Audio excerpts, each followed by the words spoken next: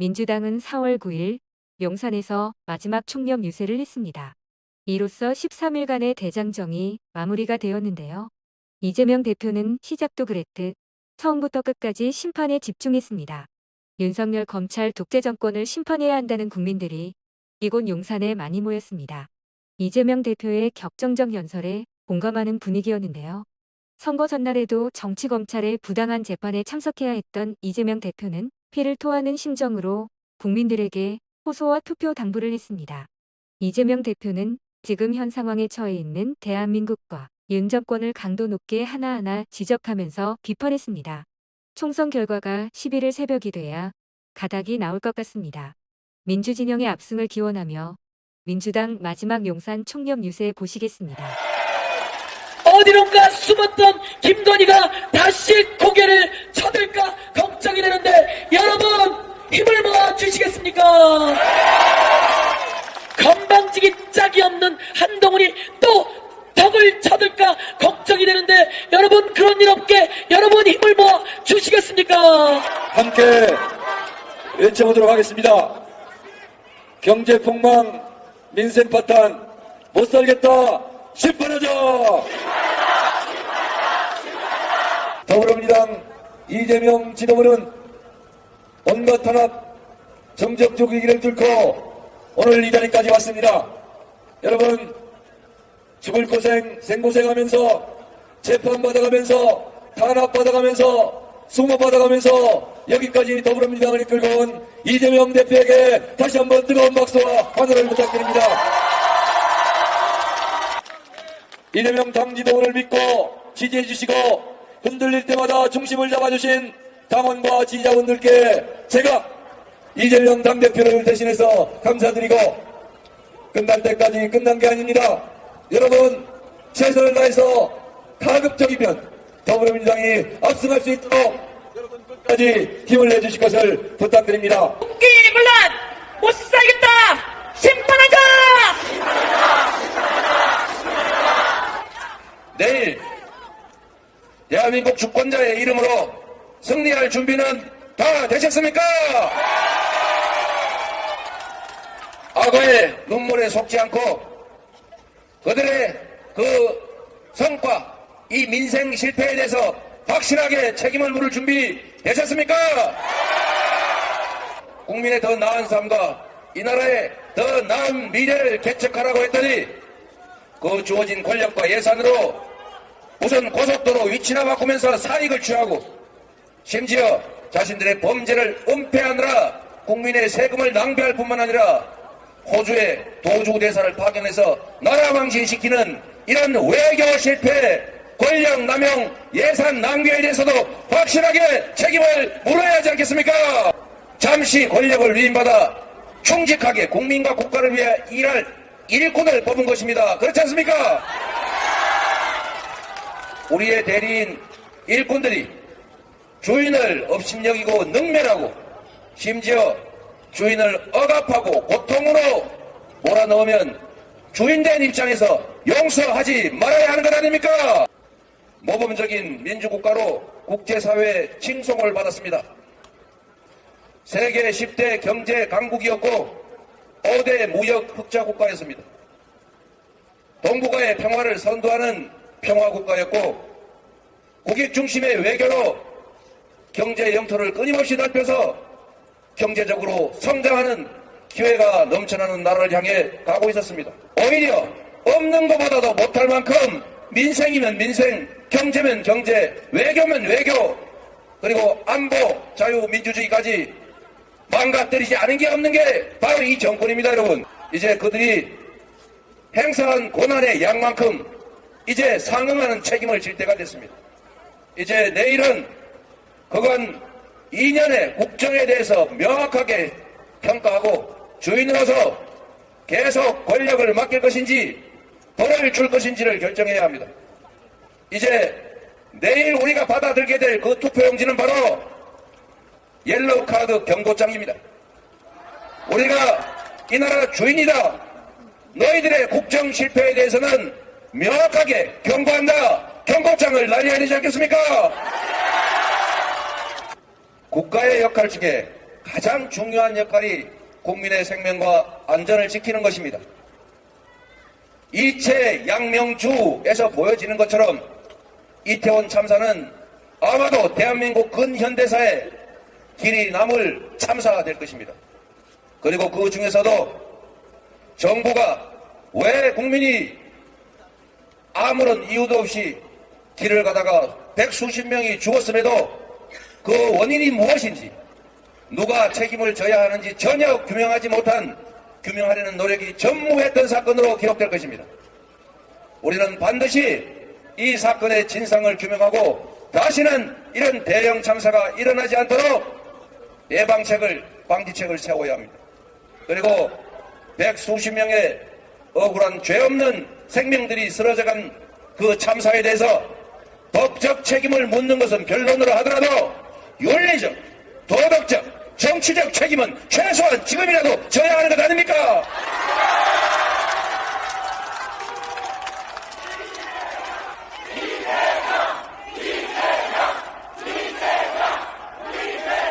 그런데 윤석열 정권은, 국민의힘은 이 당연한 진상규명과 책임지는 것에 대해서 회피했습니다. 이것은 주권자인 국민을 명백하게 능욕한 행위이고 일군 그리고 대리인으로서의 기본적인 자질이 없는 무자격, 용서할 수 없는 실패한 정권, 그리고 반드시 상응하는 책임을 물어야 될 무능한 정권이다. 맞습니까, 여러분? 책임을 묻는 방법은 명백합니다.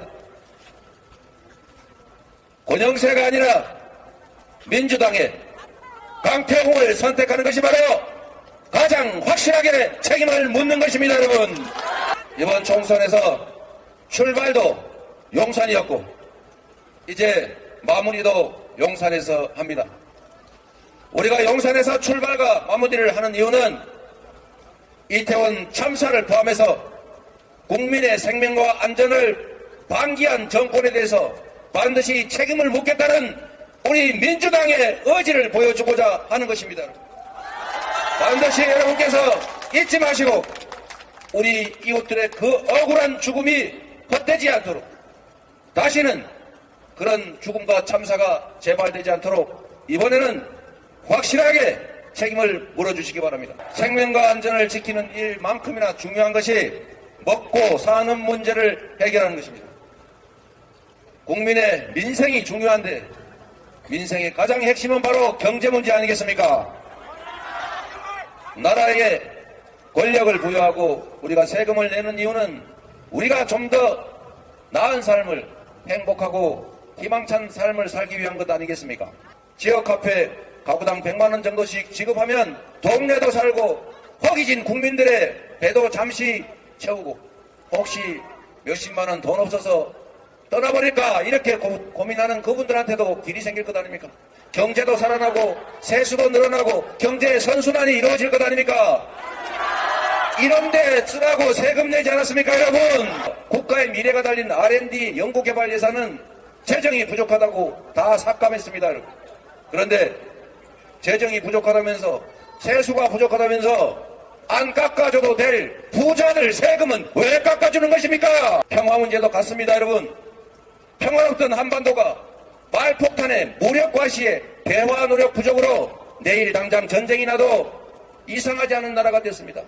미국이 공식적으로 우크라이나, 중동에 이어서 전쟁이 난다면 그건 한반도다 라고 공개적으로 경고하는데, 전쟁의 위협이 있다는 이 한반도에 투자할 기업들이 어디 있겠습니까, 여러분? 결국 평화 문제도 안보 문제도 경제 문제인 것입니다. 마지막으로 민생 문제, 민주주의 문제 같은 겁니다, 여러분. 스웨덴 연구기관이 선진국 중에서 독재화가 진행 중인 나라로 대한민국을 꼽았습니다. 모범적인 민주국가가 1년 몇 개월 만에 세계적으로 독재화가 진행되고 있다는 모욕적인 평가를 받고 있습니다. 그런데 여러분, 칼틀막, 입틀막, 심지어 파틀막까지 내일 빠짐없이 투표해 주시기 바랍니다. 그 투표하지 않는 포기된 주권, 포기된 권력은 중립지대에 놓여있는 것이 아니라 이 사회의 소수 기득권자들의 몫이 된 것입니다. 그래서 1인 1표의 민주주의 국가임에도 압도적 또는 다수 국민들에 의해서 선출된 권력임에도 그 다수 국민들의 이익이 아니라 소수 특권층을 위한 정치를 합니다. 그리고 당연히 다수의 의사와 다수 이익에 반하는 국정 운영을 했다면 당연히 권력을 잃고 당연히 심판받아야 하는데도 그들은 두려워하지 않습니다. 이유는 주권을 포기하는 그분들 때문입니다. 주권을 포기하면 중립이 아니다. 행동하지 않는 양심은 악의 편이다. 여러분 반드시 투표해야 합니다. 권력을 포기하지 말아야 합니다. 이분들에게 설득해서 내일 반드시 투표하도록 만들어 주십시오. 그게 우리의 남은 인생을, 우리 자녀들의 더 나은 미래를, 이 나라를 세계에 인정받는 모범적인 평화 민주국가로, 문화 강국으로 인정받게 하는 것입니다. 우리의 자녀들이 기회가 없고 인권이 침해되고 그리고 전쟁의 위기를 겪는 그런 참담한 사회에서 살아가지 않게 꼭 참여해 주시고 참여하게 설득해 주시기 바랍니다. 여러분, 아주 당연한 원리로 누군가의 일을 대신 맡아 하는 사람은 자신이 한 일에 대해서 당연히 책임져야 합니다. 권한의 양만큼 책임이 있습니다. 권한을 행사했으면 그 권한 행사의 결과에 대해서 응분의 책임을 져야 합니다. 잘했으면 상을 받을 것이고 잘못했으면 벌을 받는 것이 당연합니다. 이 나라는 경제, 민생, 안보, 평화, 민주주의 모든 면에서 후퇴했습니다. 맡겨진 권력으로 국민들의 삶을 해친다면 권력의 일부라도 해소해야 합니다.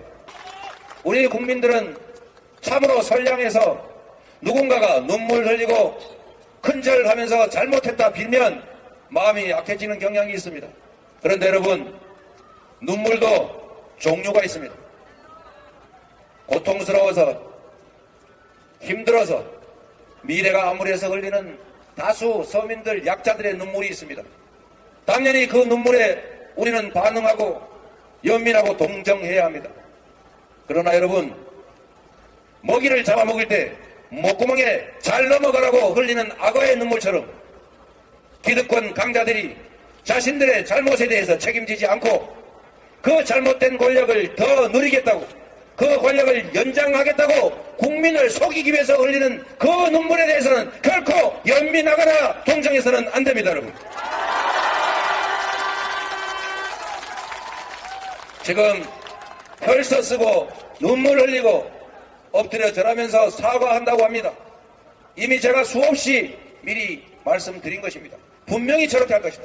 잘못한 게 없다면 뭐 하려고 빌겠습니까? 잘못한 게 너무 많아서 국민의 심판을 피하기 어려워서 반드시 눈물 흘리고 국민에게 잘못했다고 가짜 사과하면서 엎드려 절할 것이다 경고했는데 실제 그러고 있지 않습니까, 여러분? 여러분, 국민을 탄압하는, 국민을 거역하는 그 권력자들의 잘못된 권력 행사를 가짜 눈물에 속아서, 악어의 눈물에 속아서 용서하시면 우리는 아마도 그 몇백 배, 몇천 배의 피눈물을 흘리게 될 수도 있습니다, 여러분. 우리 자녀들이 기회가 사라진 세상에서, 불평등하고 폭력적인 세상에서 희망과 미래를 잃고 좌절하면서 흘리는 눈물, 그 눈물을 동정하셔야 합니다. 그 눈물을 걱정하셔야 합니다. 여러분이 혹여라도 잘못된 정권이 계속 국정 실패를 하는데도 그들에게 권력을 그대로 유지시켜 주셨다가 이 사회가 더 많이 망가지고 우리의 삶이 더 피폐해진 후에 눈물 흘리고 후회한들 무슨 소용이 있겠습니까? 지금까지 수없이 자신들의 무능과 실책으로 국민들의 삶을 망친 대가로 심판을 받을 때만 되면 꼭 이번 한 번만 실제로 뉘우쳤습니까? 실제로 행동과 태도와 마음을 바꿨습니까? 그 눈물과 그 사과의 유효기간이 있습니다. 딱 선거날까지입니다, 여러분. 이제 그 흘리는 눈물과 사과, 유효기간 하루 남았습니다. 유효기간 하루밖에 안 남은 그런 가짜 눈물과 가짜 사과에 결코 속지 않기를 부탁드립니다. 이번에는 책임을 묻자. 주권을 포기하면 가장 저열한 인간에게 지배받는다더라. 플라톤이 한 말 아닙니까? 욕망의 수단으로 권력이 전락하지 않게 선량한 의지를 가진 충직한 일꾼들이 국민이 맡긴 주권을 행사할 수 있게 잘 선택하자. 이렇게 여러분만이라도 전화하고 문자하고 카톡 보내면 전국이 아슬아슬한 지역들이 아마도 좋은 성과를 낼 것입니다. 힘들고 번잡하더라도 내 인생을 개척한다. 내 자녀들의 더 나은 미래를 위해서 잠시 투자한다. 라고 생각하시고 꼭 문자 보내고 꼭 전화하시고 꼭 카톡해 주시기 바랍니다. 여러분을 믿습니다. 국민의 집단 지성을, 대한민국 국민들의 위대함을 믿습니다. 고맙습니다.